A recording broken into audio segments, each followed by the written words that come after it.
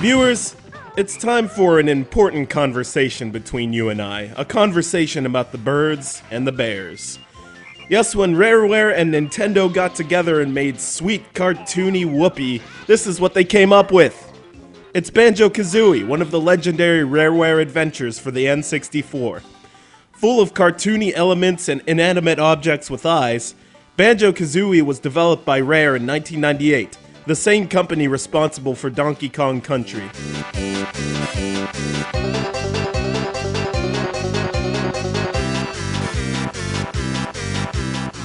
This game is a unique 3D platformer full of collectible items, puzzles to solve, and enemies to defeat. Nothing makes me angrier, however, than when critics say this is a ripoff of Super Mario 64. True, Mario 64 was one of the first 3D platformers, and one of the most revolutionary games ever made, so it's easy to make this comparison. But BANJO-KAZOOIE probably gets this rap as a successor to Mario 64's legacy.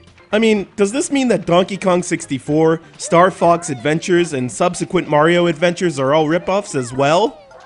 BANJO-KAZOOIE's worlds are actually a lot bigger than Mario's, with more interactive characters in each level than just Toad. So, if anything, there's two improvements that have been made in the wake of such a big fan favorite. Okay. So there's so many freaking similarities between the two, but Nintendo may just be to blame since most of their famous games are based on the 3 C's: cartooniness, cuteness, and cheeriness.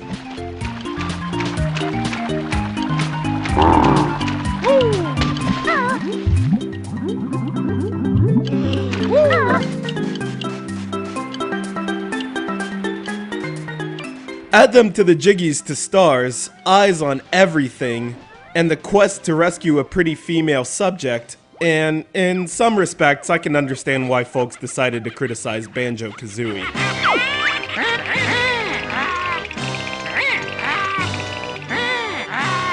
But let's talk about this game's strengths, of which far outweigh the conjured up bad attributes of its critics. As I said before, the maps are huge, and Banjo the Honey Bear complements the red, bratty bird Kazooie famously. Banjo handles a few attributes besides running: punching, jumping, and somersaulting. Kazooie has much more at her disposal: flying, pecking, shooting eggs, and carrying Banjo as they run.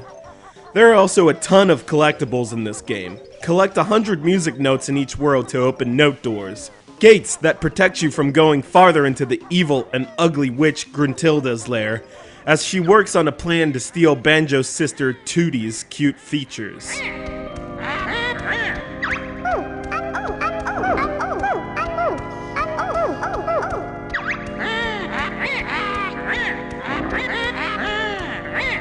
Collect golden puzzle pieces called Jiggies, of which there are 10 in each level, and rescue 5 Teletubby-like Jinjos to earn a Jiggy.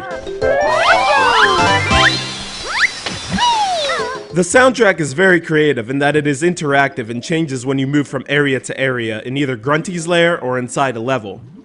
I would like to add that for you Xbox Livers that are feeling a little nostalgic lately, BANJO-KAZOOIE has been released in live arcade style with enhanced screen resolution and minor graphical embellishments. In either case, whether you're brushing off the dust from your N64 or warming up your 360 and spending your hard-earned points, BANJO-KAZOOIE is so much fun and continues to be a quality adventure for new and old gamers alike.